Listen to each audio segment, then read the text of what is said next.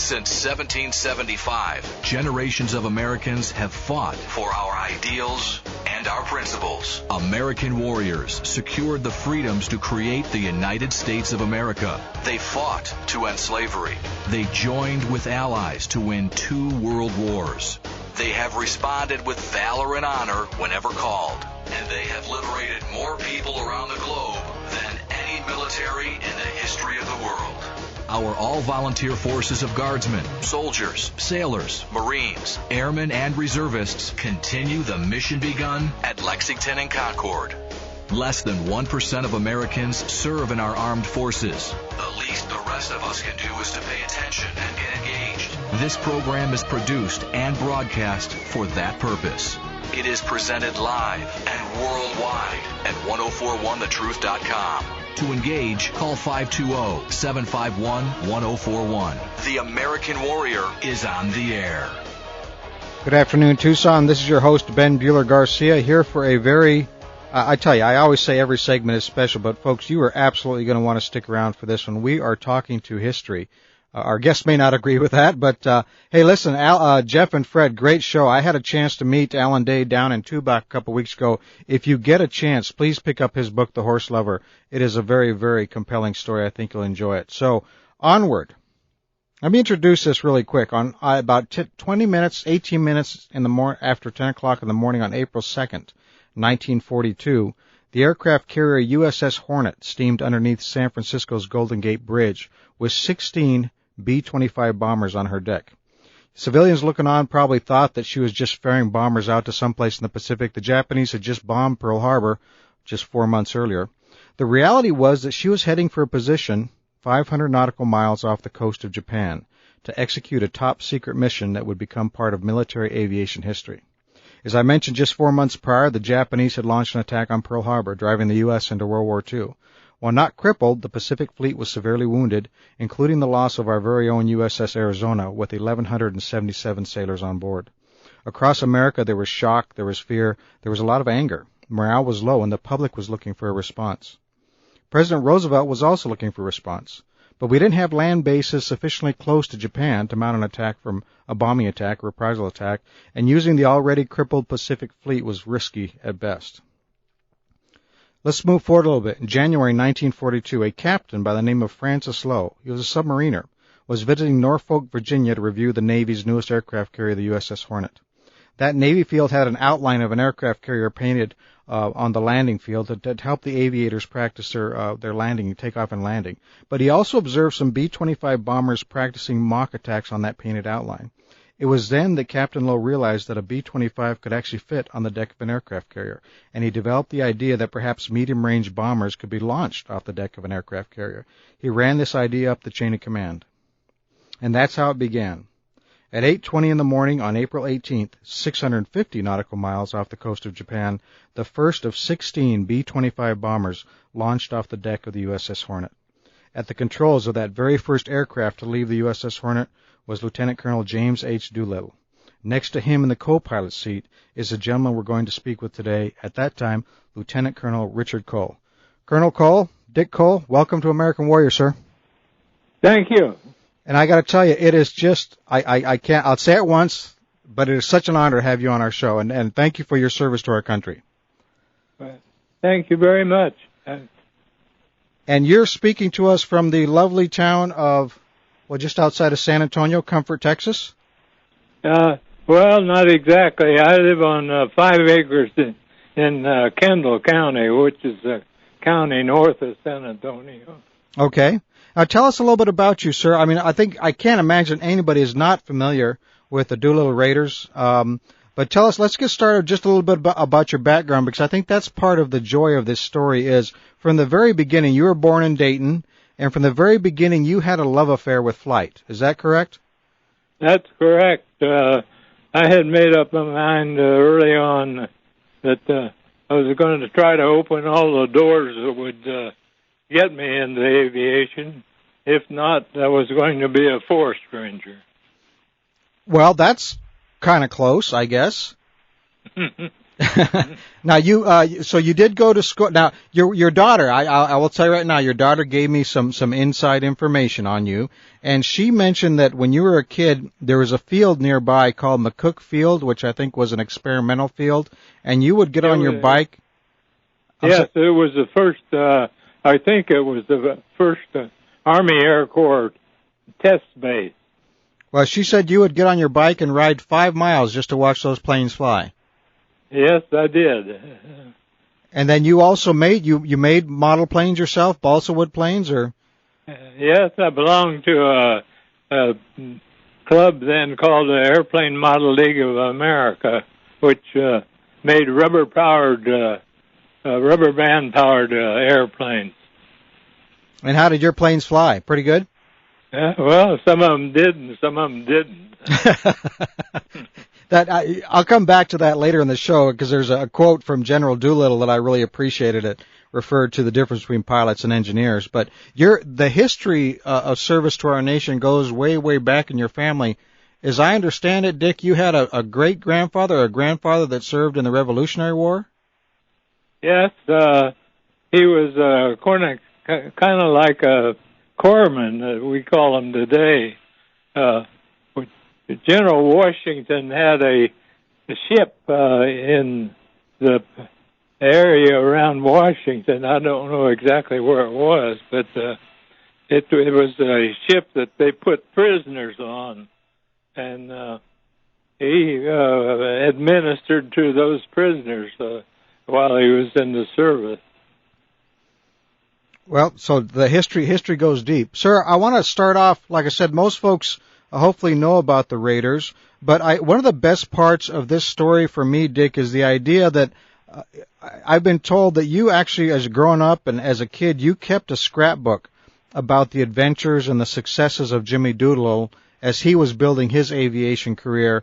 And to me, I just find it wonderful that, you admired this man and then eventually ended up flying right next to him on such a famous mission. Well, I've often wondered about that, but I did have a scrapbook that I kept from the pictures and information from the Dayton Daily News, and a lot of them included Colonel Doolittle, but they also included some of the other old-timers, Aker and Spatz, and some of the rest of them. Okay, and so just reflecting on that, what is now, I've never flown, sir, so co-pilot is the left-hand seat or the right-hand seat? It's in the right-hand seat was the co-pilot. The pilot sat on the left seat. Okay. Now, you were actually in the Army Air Corps. I believe you enlisted in 1940. And, that's correct. And got commissioned. So you'd been in for just a little while when the attack on Pearl Harbor occurred. What were your feelings, Dick, when you heard the news about the attack on Pearl Harbor? Well, first off, I had kind of been following what was taking place political-wise between countries, and the other fellows in the squadrons that we were in, we talked about it too, and we all kind of had the feeling that there was going to be a war sometime in the future, and so we were trying to take advantage of our training is get the best training we could. Okay, I'll tell you what, sir, we're going to take a quick commercial break here, and then when we come back, I want to really get up to speed on the mission and just what an amazing, amazing mission took place. Folks, if you would like to talk to one of the the only 4 surviving Doolittle Raiders, 98 years young, one of my personal heroes, Colonel Dick Cole, give us a call, 751-1041. We're live here on American Warrior.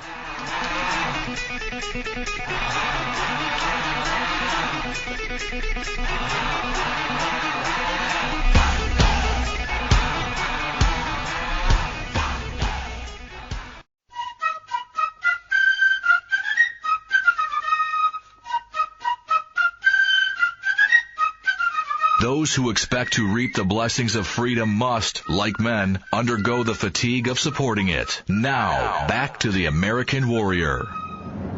We're back, folks. We're joined by I almost said it, sir. I apologize. I almost said a piece of history. We're joined by one of the 4 remaining surviving Doolittle Raiders. At the time, Lieutenant Colonel Dick Cole, who was the co-pilot in the plane flown by General Doolittle, the very first plane off that carrier on the famous Doolittle raid on Tokyo, 4 months after the outset of after the U.S. was pulled into World War II.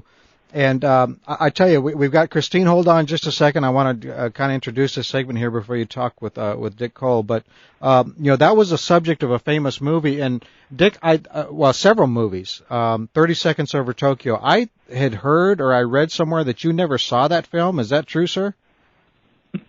I've never saw it or viewed it completely. I've seen parts of it. I was still overseas when the film was made, so I didn't pick up on it. And do you know who played you in the film? Sir? Would you know which actor played you in the movie? I don't think so. It was about the crew that Dave Thatcher and some of the other guys were on. Okay. It wasn't about the first airplane. Okay. Hey, Christine, we just lost you. Give us a call back. Now, one of the other movies, sir, that was made or that referenced this raid was, of course, Pearl Harbor, which just came out recently. Not at all accurate. You didn't have fighter pilots going out and being taught how to fly bombers. And that leads me to my next subject. This was an all-volunteer mission, but really the reality was, all the volunteers came from the 17th Bomb Group because you guys were really the only ones who were trained on flying the B-25. Is that an accurate statement? Yes, it's pretty accurate. There were other units that had the B-25, but they got their airplanes after we got ours, and we were actually the first group that had any training at all. Okay, now I'm trying to picture in my mind's eye, sir, what that conversation went like. When you, was there a notice posted saying, hey, super secret dangerous mission, sign up today? Or how did you first and some of your fellow crew members find out about this opportunity? Well, in my case, we had just moved to Columbia, South Carolina, and the base had not been finished. We were living in tents, and each squadron had a bulletin board in front of the command tent, and you were required to read it at least once a day. The day I saw it, there was a list there that I don't remember. There were other names on the list, and I read it, and I put my name on the list. And you had no idea what you're getting into, huh? No, but that goes with the territory and the job. Well, there you go, sir. And I hear that from the men and women serving in the military today, even. Now, in researching and preparing for this show, Colonel, I read a quote from General Doolittle sometime in the, he was involved, as you well know, in the early days of aviation. He set several records, was really an innovator. I think he's the first person that developed the concept of instrumentation flying and the idea that a pilot can and should be able to fly just with instruments. Is that accurate? That's true. He was up at Mitchell Field in New York. He had an observer in the front seat of the aircraft. He took off and made a complete pattern and back to landing without ever looking at the ground. Amazing. Now, I read one of his quotes. He said early on in flight, he said that he saw engineers as people that designed things that just plain old didn't work, and the engineers probably saw pilots as crazy people willing to go up there in this relatively newfound machine. Tell me what your thought was when you first found out that you would be flying a B-25 bomber off an aircraft carrier. Do you recall what went through your mind at that point in time? Well, I think I was in the majority group, but I got to see this. I'm from Missouri. And after we got into the technique of the training, ground-wise, they had sent a young lieutenant from Pensacola by the name of Henry Miller to show us how to make a carrier takeoff. And he was a very good instructor, and he was able to go through the 16 crews without any fatality. Now, I think a lot of folks who don't really know World War II very well, sir, they may not realize that this was just, fresh right after the bombing of Pearl Harbor, 4 months into World War II, and you and your fellow volunteers basically had 3 weeks to train to do something that had never been done before, to fly a bomber off an aircraft carrier. And I guess you didn't even get all your training flights in. At which point in that, after you volunteer, you get selected, you got sent off to training, at which point were you told about what the actual mission was going to be? Was that not until you were at sea, or was it sometime before that? All through the training and so forth, up till 2 days at sea, most of us did not know what we were going to do. And then 2 days at sea, the PA system came on and said, this force is bound for Tokyo. At that time, there was a lot of jubilation and so forth, and then things kind of settled down, and people began to think of what that meant. But nobody jumped ship or nobody backed out. Well, that's a good thing. You don't want to jump off an aircraft carrier. I know that much. Now, as I understand it, sir, a B-25 up to that point required about 2,000 feet to get airborne, but you had some real crackerjack guys. Your daughter told me, I guess Don Smith was able to lift off in only 289 feet? Yes. And most of them got off in plenty of time that was where they could have gotten off of the carrier. Mm-hmm. Now, how well did you know Davy Jones? He was in one of the squadrons, and I knew him pretty well. Okay, well, most folks may not know. I think he achieved the rank of general, and he spent his last few years here in Tucson, Arizona. And I've always wanted to ask this question, and maybe you can answer it for me. Being an Army Air Corps pilot, did anybody ever give him a hard time about having a Navy name like Davy Jones? I never heard him say anything like that, but somebody somewhere along the line, he probably did have to face that kind of a verbal problem. Well, I suppose it's better than being in the Navy. I wouldn't want a guy named Davy Jones on my ship, I suppose. That's probably bad mojo. So coming back to the training, sir, as far as selecting the crews, you literally, like you said, you were in the right seat with General Doolittle. Did he select his crew for his aircraft specifically, or was it one of those things that just happened, or how did you end up as his co-pilot?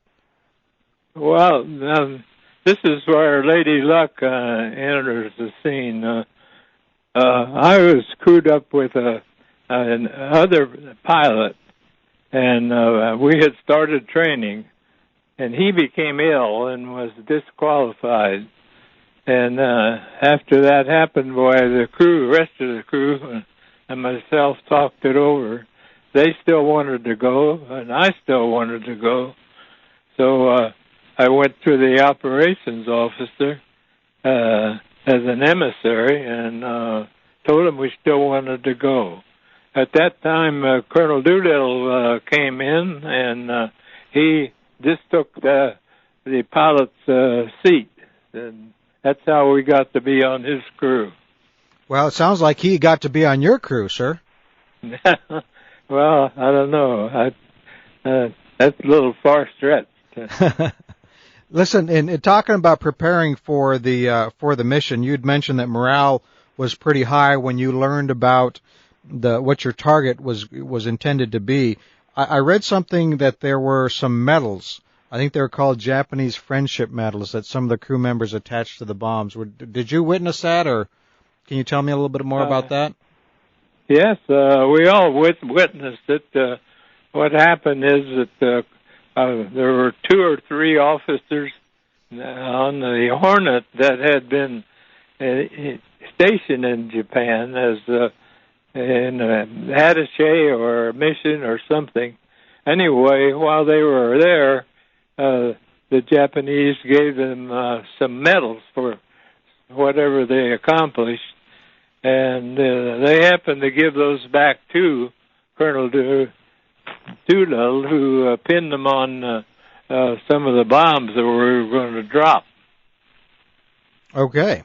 Well, sir, we're about to take a break here at the bottom of the hour. Ladies and gentlemen, if you would like to talk to Colonel Cole, one of the Doolittle Raiders, give us a call, 751-1041. We're live here on American Warrior. Colonel Cole is joining us from Texas. Colonel, stick around, and when we come back, I'd like to talk a little bit more about the preparation and then the mission itself. What a harrowing mission. We'll be right back.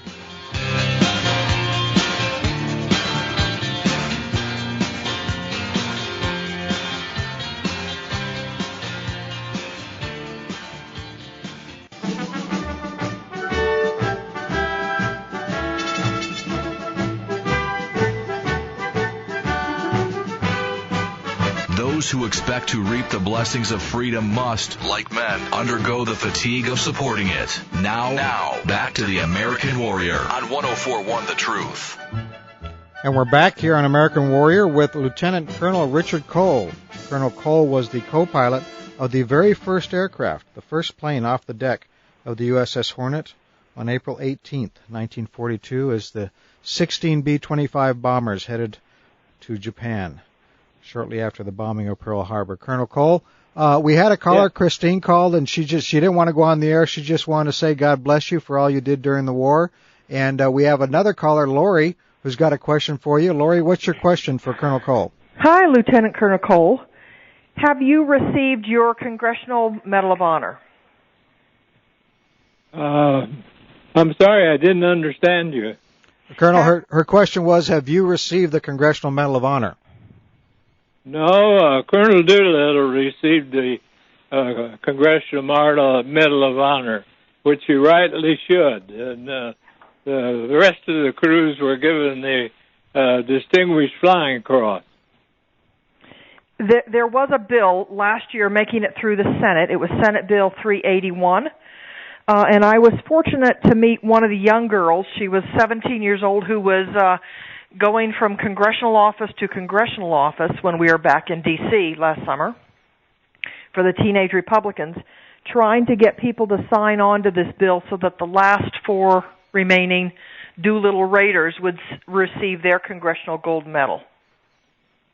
And I didn't know whether it had been awarded yet or not, but that bill was making its way through Congress. Well, just offhand, I would not be happy receiving anything unless the other crews were awarded the same thing. Absolutely, sure. Well, we thank you for your service and the freedoms that you have allowed for us. Well, thanks for your question. And thanks for your call, Lori. Hey, folks, if you go on Google and look up the Doolittle Raiders website, I believe there's a link there where you can sign a petition to help to ask Congress to give all the Doolittle Raiders, award them the Congressional Medal of Honor, and certainly well deserved. Colonel Cole, coming back to our discussion, getting into the mission itself, beyond just the craziness of flying a bomber off the deck of an aircraft carrier, there were some modifications that were made to the aircraft in order for you to be able to accomplish this mission. There were some extra fuel tanks, I believe, that were put in. One of the most interesting things I found is they removed the lower gun turret off the bomber and actually installed some fake guns in the tail section of the plane. Is that true history? Well, it's true. Ross Greening, one of the pilots, suggested that putting 2 broomsticks sticking out of the tail cone on the airplane might discourage an enemy fighter. the other thing was that we removed the lower turret and replaced it with a gasoline tank of about 65 gallons. And when we started on the mission, there were 10 5-gallon cans in the back of the aircraft that the crew chief could dump into that tank, because we knew that one of the most critical things in the mission would be the fuel problem. So that might have been the first incidence of mid-air refueling, maybe, huh? Yeah, by the crew chief. Yeah, a lot of historical firsts. Now, the plan was for you all to launch when you were 500 nautical miles off the coast of Japan, but the task force, if you will, was spotted by a Japanese picket ship, so you had to launch early, and I think you were about actually 650 miles out when you launched. That's true. At that point, sir, there was a plan. Obviously, I don't want to say it was a one-way mission, but the plan was to fly, hit your target, and then land in China so that the crews and the aircraft could be recovered to fight another day. But when you launched at 650 nautical miles, what sort of thought was going on in the cockpit between you and General Doolittle, at that time Colonel Doolittle, about, that's 150 miles difference is a big change? Well, all the crews knew when we had to launch early that the fuel was going to be a problem.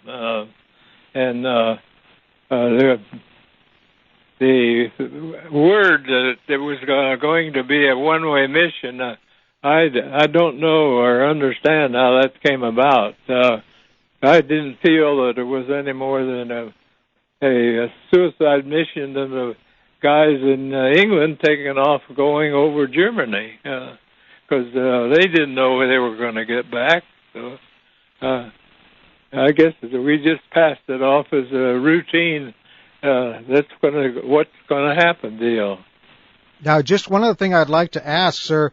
You guys only had 3 weeks of training to prepare for this mission, but when you left the deck of the USS Hornet that morning of the mission, that was actually the first time any of you had really, you'd practiced it, but you'd never actually launched off a carrier before. That's right, and it also was the first time any of us had ever had any flights that was going to end up in a combat situation. Wow. Okay, that's not something one's heard about. Interesting. Yeah. Very interesting. Yeah. So tell us what that was like. You were airborne approximately how long from when you left the carrier before you were over your target? We got off of the carrier a good distance back from the bow of the ship. We took off and circled over the carrier. The Navy people gave us a chalkboard heads up of a course to Japan. And in about 4 hours and 10 minutes, we were over Japan. On the way into Japan, we passed underneath a Japanese 4-engine flying boat. We veered off course 2 or 3 times so we wouldn't fly over freighters who we considered that may have armament on them. But we arrived over Japan in good shape right at high noon on the 18th. Now, but the plan changed a little bit though. Was the original plan to launch at night and arrive at daybreak? Yes, we were supposed to launch at night on the 19th. Fly all night, arrive over Japan or China in the morning, gas up, and fly on into western China to a base where the American Volunteer Group were based. And it didn't quite turn out that way. No, that's right. So you mentioned you flew under a Japanese plane, but you never had to use those broomsticks in the tail section. No, we were never jumped. We saw numerous airplanes above us as we approached Tokyo, and the only action that we had was that we, on the end of the bombing run, we had some ack-ack that jostled us around, but it wasn't accurate. Well, and for those who aren't familiar, ack-ack is anti-aircraft fire. So what your target, sir, what was your target on the mission? Our target was northwest Tokyo. We had incendiary bombs, and according to the plan, when flying over there at night, we were to light up Tokyo and also give the following airplanes some sort of reference to help them get there. And did that go as planned? Not quite. Not quite. What actually happened? On the morning of the 18th, we intercepted a Japanese fishing boat that had a long-range radio, and we couldn't avoid it. And Admiral Halsey elected to go ahead and issue orders to have that thing sunk, which they did. But before before it sunk, they got off a message to Japan that we were in the area, and the people in Japan decided to wait until there was some sort of confirmation, which was never going to come.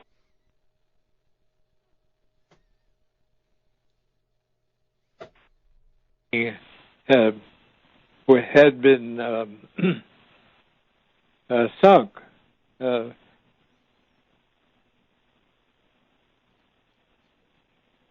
Are you there? Yes, sir. Yes, sir. We're still here. Yeah. Keep going.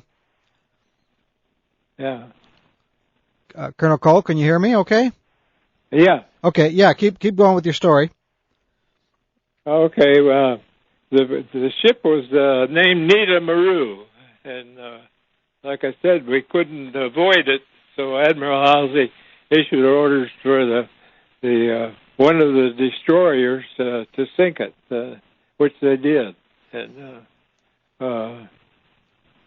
it wasn't before the fishing boat got off a message to Japan, and they kind of ignored it, and so that was to our favor. Sure. Now, for the listeners listening, we had, even despite Mr. Marconi's greatest efforts, radio is not a perfect technology yet. I think maybe that Japanese fishing boat is still around trying to intercept your phone call, Colonel Cole. But tell us now, so you flew in, and I think it's important for people to recognize this is not an autopilot. I mean, you guys are both, it takes both of you to fly and to work that aircraft, particularly at the altitudes you were flying. Did you go in on the deck as much as possible, or what altitudes were you flying at? Most of the highest altitude we were flying was about 200 feet, all the way to Japan. After we pulled up to 1,500 feet to drop our bombs, we went back down to that altitude and flew the rest of the flight to China at low altitude. And I'm sorry, sir, you were flying at 200 feet from, wow. For how long? And we had no autopilot. We had to do it manually. Sure. Those were the days. So tell us, I tell you what, folks, if you're listening, we're going to skip the next commercial break because we just got such a great guest here, and I want to make sure we get every opportunity. If you have a question, give us a call. 751-1041 is the number here at The Truth. Now, Colonel, you delivered your payload, and at that point you're trying to get to China or to a safe landing zone. There were landing zones that were designated, but was it pretty obvious to the crew that you weren't going to make it that far? And at which point did you decide, okay, we're going to have to just bail out? About midway through the flight toward China, Hank Potter, the navigator, passed a note up that we were going to be about 180 miles short of the coast when we had run out of fuel. But little be known to us, the big warm front that caused all the weather over China created a wind called kamikaze wind that blew from west to east. And we didn't know that we had picked up about a 35-knot tailwind until we arrived at the figures that Hank had given us. We still had fuel, and that's when we realized we had a tailwind, which carried us all the way into China. Now, you don't think, for our younger listeners, sir, you don't think that maybe that had something to do with the fact that your navigator was called Harry Potter? Oh, Henry Potter. Okay, I'm a little bit off, but so now one of the things I was reading when I researched it, I saw a letter that you had written that described what happened to you. So the crew bails out. Who was the last man out of the plane? Colonel Doolittle was the last man. That would make sense. And you actually, he hit the ground. I guess he ended up in a rice paddy, but you ended up spending the night in a tree. That's correct. Tell us a little bit about that. Well, we all had to bail out in the middle of the storm, and it was socked in clear to the ground. And once you get safely out of the airplane, you begin to wonder what you're going to hit when you end up at the bottom of your jump. I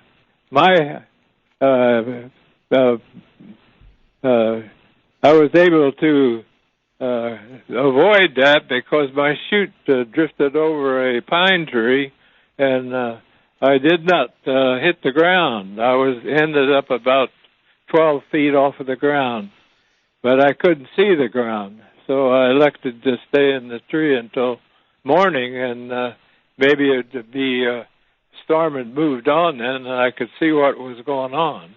When it turns out that was pretty smart, in my research of the crew, there were 80 crew members on the mission. Some did not survive, and as I understand it, one of the crew members who was killed was actually fell into a ravine or fell into a cliff, off a cliff or something, as he was trying to maneuver there in the dark.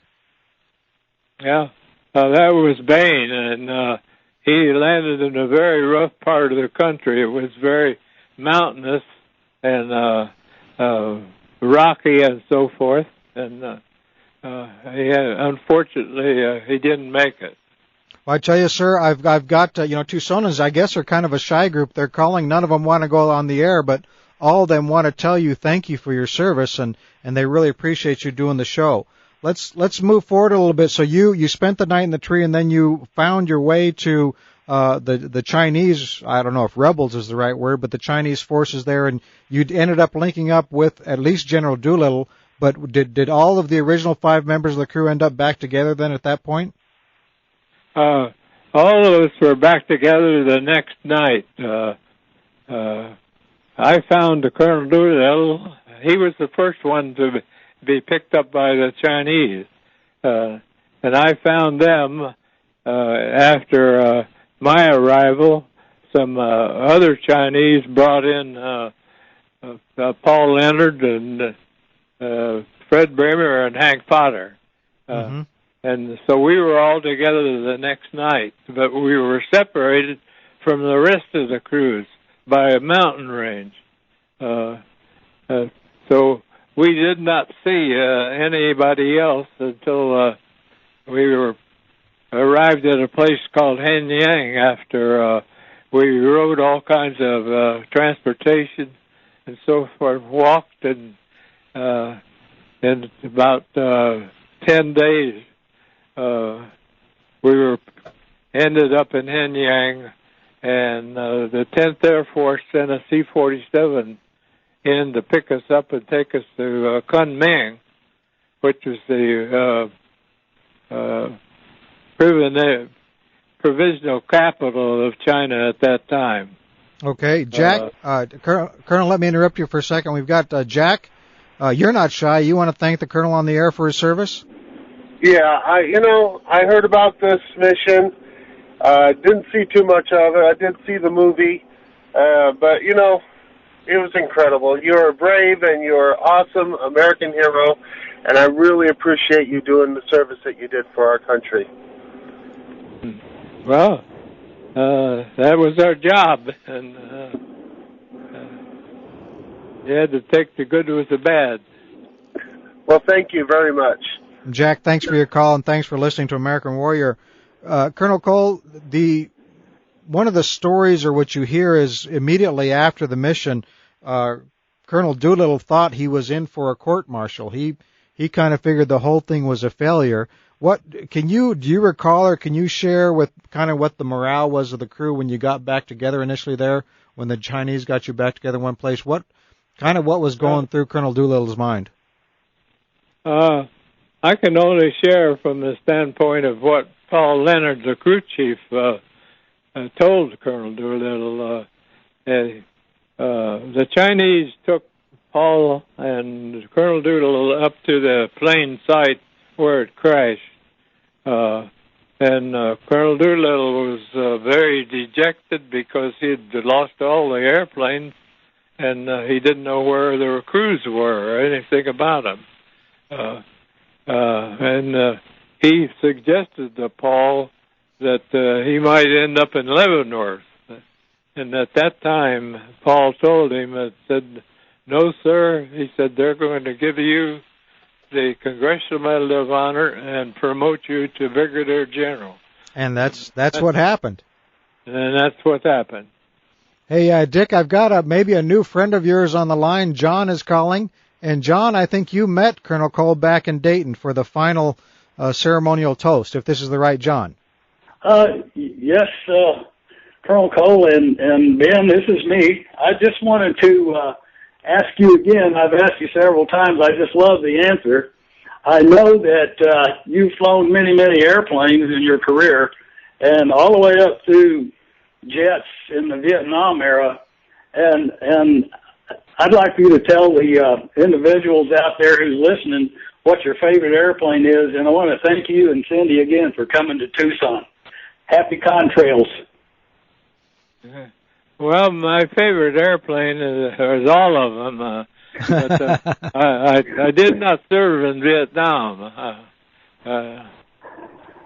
Your favorite airplane is one that takes off and lands. That's correct. Okay, John, thanks for your call to American Warrior. We've got Ellen calling. Ellen, what's your question for Colonel Cole? Hello, Lieutenant Colonel Cole. This is Ellen. I met you while you were here in Tucson.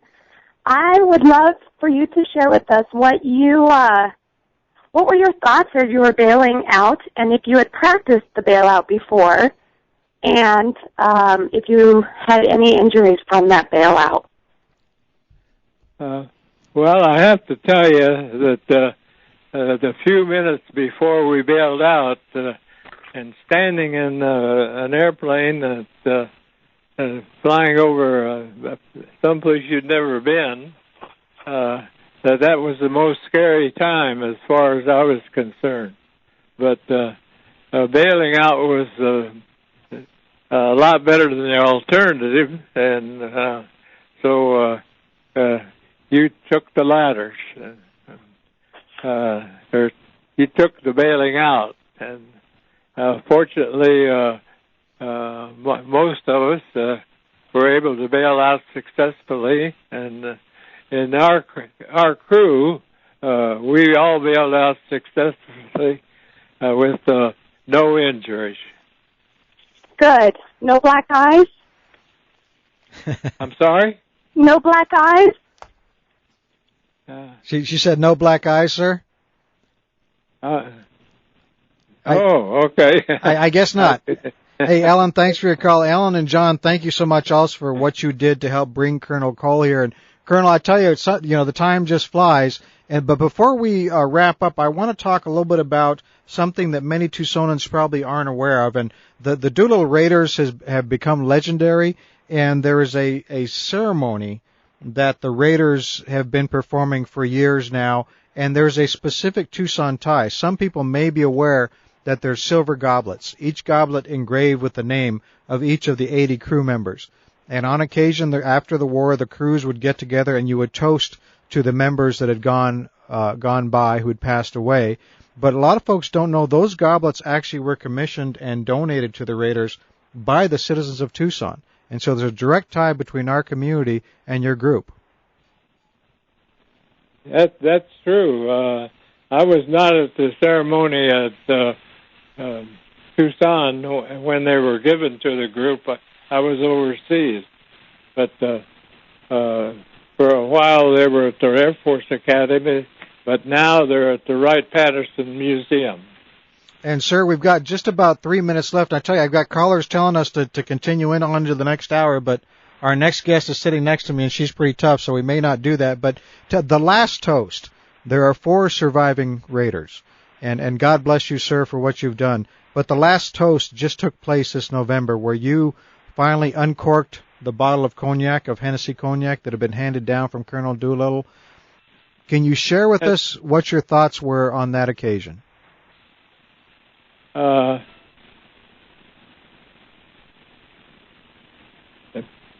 There was supposed to be some kind of a difficulty in uncorking the bottle, and it turned out to be true. The wax that had been on the bottle for years was about 1/4 of an inch thick, and it was pretty difficult to get it to open up. Fortunately, Tom Casey, our business manager, helped me out, and we were able to get the cork out and proceed with the toast. Now, sir, you're being your humble self again. I want to remind, if the listeners don't know, that bottle of cognac was vintage 1896, so that wax was on there more than just a couple of years. Yeah. That was probably about like Sabent by the time you got to it. Sir, well, maybe. Sir, maybe I was to get it. I tell you, I just want to thank you again for your service. Do you have any last thoughts? I mean, this really is a very unique opportunity, and I can't tell you how proud I am to have you here on American Warrior. What would you like to leave our listeners with? What thoughts in America?